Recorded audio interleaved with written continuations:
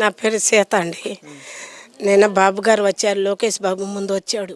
నాన్నగారు వస్తాడు అని అన్నాడు. ఇల్లుని చూశాడు. మీ భయం పడేది ఏం లేదు, మీ బాధలు చెప్పండి, మీ బాధలు చెప్పమని అంటే పింఛని వస్తుంది మాకు. నెలకొచ్చి మాకు ఇద్దరికి 10,000 అవుతుంది. మాకు నొప్పులు నడుము నొప్పి వచ్చేసరికి ఆయన ఒకరోజు పోతే 3 రోజులు 4 రోజులు ఇంటికాడే ఉంటాడు, చేయలేకపోతున్నాడు.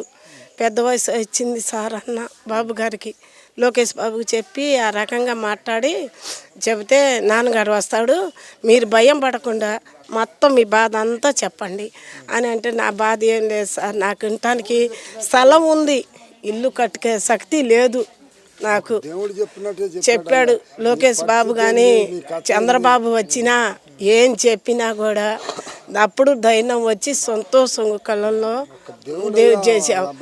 కంటికి నిద్ర బాల వానలో తడుతున్నాం బాబు గారు, ఎవరు నాకు ఆదుకోపోయినా నీరే మన పార్టీ తొరకు మాట్లాడుకుంటామే. జగన్ వచ్చినా కూడా లెక్క చేయలే. ఇప్పుడు చంద్రబాబు గారు ఇలా వచ్చి చూశారు కదా, జగన్మోహన్ రెడ్డి దగ్గర మీరు ఇల్లు పెట్టిందని చెప్పేసి ఎప్పుడు అడగలేదా? అడిగినా కూడా ఏం లెక్క చేయలేదు అసలు మమ్మల్ని, అసలు ఏం లేదు, మీకు ఇల్లు ఉంది కానీ ఏం లేదు, ఏం అసలు తీసుకొచ్చి రేకులు వేసుకున్నా కూడా 5 లక్షలు 6 లక్షలు అవుతుంది. చంద్రబాబుకి అదే మాట అన్నాం. ఆ జగన్ వచ్చినా కూడా ఇసుక వదల్లా, ఇసుక లేదు ఏం లేదు. మరి 10 లక్షలు నేను ఆడగట్టానండి, రేకులు కూడా 10 లక్షలు అయింది. నా సామత లేకనే కానీ నేను అట్లా పోతున్నా. ఆయన ఉంటేనేమో నా ఒక్కరోజు పోతే 4 రోజులు ఇంటికాడే ఉండి నాకు మోకాళ్ళ నొప్పులు నడుము నొప్పి అని అన్నారు. నెలకొచ్చి పింఛన్ డబ్బులు వచ్చినా కూడా 10,000 అవుతుంది సార్. మాకు ఏ రకంగా ఉన్నా కూడా మాకు బాధలు తీరలేము. 7,000 పింఛన్ ఇచ్చారా? 7,000 పింఛన్ ఇచ్చిపోతేనే బాబు గారి చేత్తోనే నాకు సంతోషంగా బాగుంది. మాకు బాబు గారు వచ్చి లోకేష్ బాబు శేషు గారు వచ్చి మాట్లాడితేనే ఇంకా అసలు వాళ్ళ పరిస్థితులు అట్ట అయింది. ఇదివరకు లోకేష్ బాబు పాదయాత్రకు వచ్చినప్పుడు మిమ్మల్ని వచ్చినా కూడా మేము తిరిగాము. చంద్రబాబు వచ్చినా కూడా మేము పాదయాత్ర చేస్తున్నాం మన పార్టీ తరఫున. మనకు అధికారం ఉండేది కానీ బయట వాళ్ళకి అధికారం లేదని ఆ మాట నేను చెప్పేసరికి చంద్రబాబు నా ముఖం కలే చూసి, ఇవాళ ఎంత బాధతో నువ్వు ఉండవంటే అమ్మా నీకు దుఃఖం ఆగలేక అంత చూస్తున్నావు, చెమటతో పట్టుకున్నాడు. ఫ్యాన్ కూడా అయిపోయినా కూడా మంచం మీద కర్రల మంచం మీద కూర్చోబెట్టి మాట్లాడిచ్చాడు. అన్నీ మా ఈ పరిస్థితులు బాగోలేదు సార్, మా పరిస్థితులు బాగోలేదు. చంద్రబాబు నాయుడు దీనికి ఎంతైతే అంత ఇస్తా అన్నారా? ఎన్ని సెంట్లు అని అన్నాడు, 3 సెంట్లు బావు అని అన్నాడు. నేను కట్టేస్తాను 2 నెలల్లోనో కానీ 3 నెలల్లో కట్టేస్తాను, మీరు బాధపడొద్దు. సంవత్సరం పెట్టాడు, సంవత్సరం కాదని లోకేష్ బాబును శేషు గారు ఇద్దరు చెప్పారు.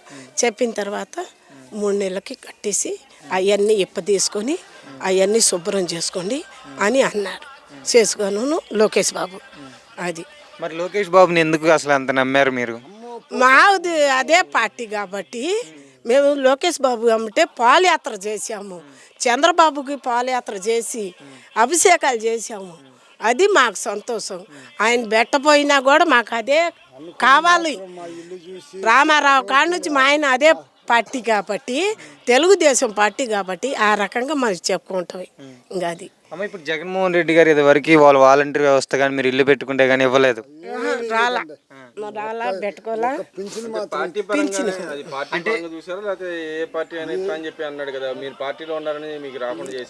రాకుండా చేశారు. మాకు అసలు పట్టించుకోవాలా, పార్టీ వరకునా మేము కూలి చేసి బతుకున్నాం, కడుపుకు నిండుకున్నాం, ఒకళ్ళ దగ్గర చేయి జాపుకోకుండా అట్టాగే అనుకున్నాం.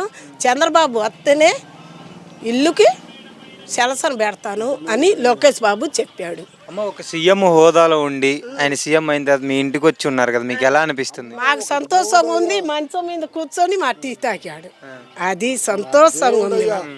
ఆయన మాకు జగన్మోహన్ రెడ్డి గారు ఎవరిని కలవడు, బాబు గారు జనాల్లోకి వచ్చి మీలాంటి వాళ్ళు పేదల ఇంటికి వచ్చి దాన్ని ఎలా అనిపిస్తుంది? మాకు ఇంకా సంతోషం, దేవుళ్ళలాగే వచ్చాడు. అందరు అనుకుంటున్నారు వీళ్ళ ఇంటికి ఎందుకు వస్తున్నారు, వీళ్ళు ఎందుకు వస్తున్నారా, పింఛన్ ఇస్తారేమని అనుకున్నామ్మ. ఇల్లు కూడా చూసుకోలే, మేము అభిమానంగా చెప్తున్నాం, దేనికి ఆశపడలా.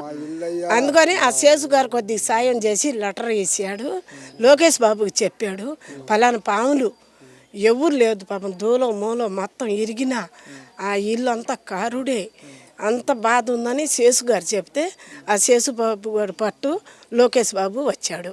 లోకేష్ బాబు వచ్చి ఫస్ట్ అంతా చూసి అమ్మ బాగుండారా అని సెకండ్ తీసుకున్నాను. ఇంకా అదే సంతోషంగా పెద్ద బాబు వచ్చాడు, చంద్రబాబు వస్తే ఇంకా మాకు ధైర్యం వచ్చింది.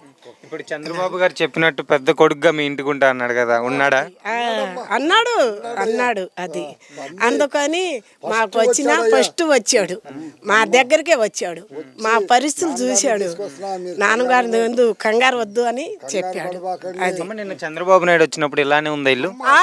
అలాగే ఇంక అక్కడే దుప్పట్లు ఆడే బియ్యం కట్టలు ఇప్పుడంతా చదువుకున్నాం, మేము చదువుకున్నాం. నిన్ననే చదువుకోమని అన్నారు, రేపు చదువుకుంటారు 2 రోజులు గ్యాప్కి అయ్యా అని వాళ్ళకి పంపించి అవన్నీ ఇప్పుడు చదువుకొని అద్దెకి 4 ఏళ్ళు కట్టే శక్తి కూడా లేదు సార్ అని అన్నాం. ఏం చేద్దామమ్మా అని అన్నాడు. ఆ పింఛని వచ్చిందిగా, ఆ పింఛని కట్టుకొని ఉండండి, ఏం చేసేది ఏం లేదు. 2 నెలలు ఇది అంతా పూర్తి చేస్తా అని చెప్పారా? 3 నెలలు చేస్తానని 3 నెలలు గ్యాప్ చేశాడు. చేసి నీకు అప్పు చెప్తాను చేస్తాడని నమ్ముతున్నారా? నమ్ముతాం. కొలత కూడా పెట్టుకున్నాడుగా, ఎన్ని సెంట్లు ఏందని కూడా చెప్పాడు చంద్రబాబు గారు. చెప్తేనే మేము అంత ధైర్యంలో ఉన్నాం, లేకపోతే లేదు. ఉండటానికి ఉంది. నాకే గవర్నమెంట్ సొమ్ముకు నేను ఆశపడలా. అందరు ఇళ్ళల్లో పెట్టుకున్నారు, అది పెట్టుకున్నారు, ఇది పెట్టుకున్నారు, నేనేం లేదు.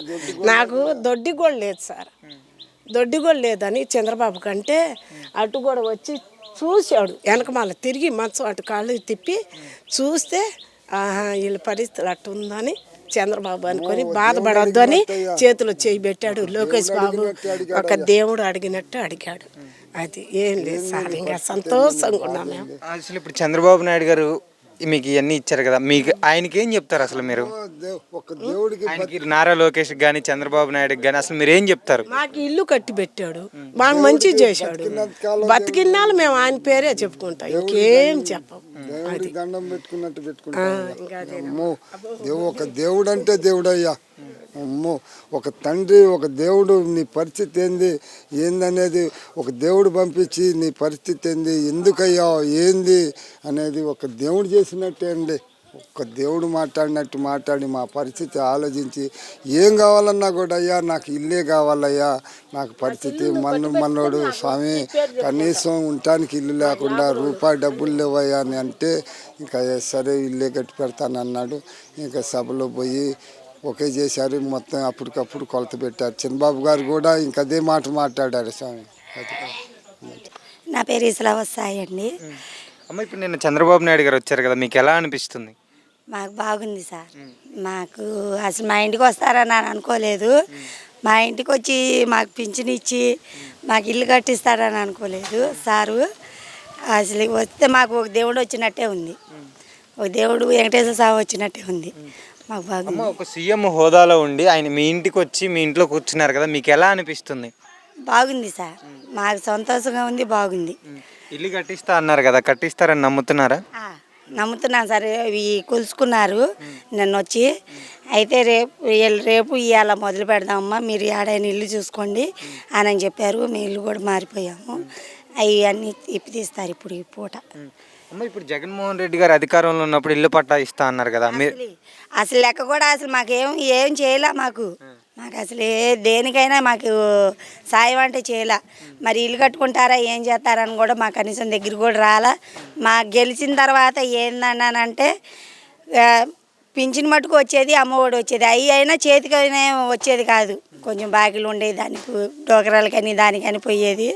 ఈసారి వచ్చి ఆయన కూడా 2,000 చంద్రబాబు గారు ఇచ్చారు ముందు పింఛని. తర్వాత నేను 3,000 ఇస్తానన్నాడు. 3,000 కూడా 7 రూపాయలు, సంవత్సరానికి 250, సంవత్సరానికి 250, 5 సంవత్సరాల దాకా ఇచ్చారు మాకు. ఈసారి వచ్చేపాటికి 4,000 ఇచ్చారు. వైసీపీ ప్రభుత్వంలో ఎమ్మెల్యే దగ్గరికి వెళ్ళి మీరు ఇల్లు కావాలని చెప్పేసి ఎప్పుడు అడగలేదా? అడిగాము సార్, అడిగినా కూడా మాకేం లెక్క చేయలే. అన్ని రేట్లు పెరిగినాయి. అదిగాక మా నాన్నోళ్ళు కొంచెం అప్పులు పాలయ్యారు. మా ఆయనగారు చచ్చిపోయారు. మా ఆయన చచ్చిపోయి 5 సంవత్సరాలు అవుతుంది. ఇంకా అప్పు చేసి ఏం కడతామని చెప్పి అవి మొన్నటిదాకా బాకీ తీర్చుకున్నాము. ఇప్పుడు కూడా మాకు స్థామత లేదు కట్టుకుంటానికి. ఇంకేం చేద్దాం, ఎట్టగొట్ట దేవుడు మాకు దేవుడు వెంకటేశ్వర స్వామి వచ్చినట్టు కట్టిస్తున్నారు చంద్రబాబు సార్. బాగుంది మాకు. చంద్రబాబు నాయుడు గారికి అసలు మీరు చెప్పాలంటే ఏం చెప్తారు ఆయనకి? ఏం చెబుతామంటే చెప్పండి పర్లేదు. మాకు దేవుళ్ళలాగా వచ్చారు సార్, దేవుడే కట్టిస్తున్నారు. మరి చంద్రబాబు నాయుడు గారు చెప్పినట్టు మీ ఇంటికి నేను పెద్ద కొడుకుగా ఉంటానని చెప్పి ఎలక్షన్ ముందు చెప్పారు ప్రతి ఇంటికి ఉంటానని, అలానే ఉంటున్నారని అనుకుంటున్నారా? అన్నయ్య కూడా చెప్పాడు, చంద్రబాబు సార్ కొడుకు కూడా నారా రోజు అన్నయ్య కూడా చెప్పాడు. నేను ఇక్కడ రచ్చబండి పెట్టారండి మా ఊళ్ళో, మా ఇంటికి వచ్చి చూశారు. చూసి నేను ఇల్లు కట్టిస్తా, నాన్న చేత నేను కట్టిస్తానన్నారు, మాట దక్కించుకున్నారు. మాకు అదే సంతోషం, బాగుంది మాకు. మరి నిన్న చెప్పినట్లు 7,000 పెన్షన్ ఇచ్చారా? ఇచ్చారుగా, ఇచ్చారు మాకు 7,000 నవ్వుతా ఇచ్చారు. అసలు బాగుంది మాకు. జగన్మోహన్ రెడ్డి గారి పాలన 5 ఏళ్లలో మీకు ఏం చేయలేదా? అబ్బే ఏం చేయలేదు సార్, ఏం చేయలేదు. ఏంటంటే ఇంకా అమ్మఒడి డబ్బులు వచ్చినాయి, ఆ 3,000 పింఛని మటుకు సంవత్సరానికి 250 పెంచారు అంతే, ఇంకేం చేయలే మాకు. అసలు జగన్మోహన్ రెడ్డి గారు 5 ఏళ్లలో 200 కాడికి పెంచుకు ఒకేసారి 1000 రూపాయలు పెంచవచ్చు కదా? పెంచలేదుగా, పెంచలేదు. మరి ఈసారి పెంచారు మాకు. అసలు మాకు ఈసారే రావాలని కోరిక.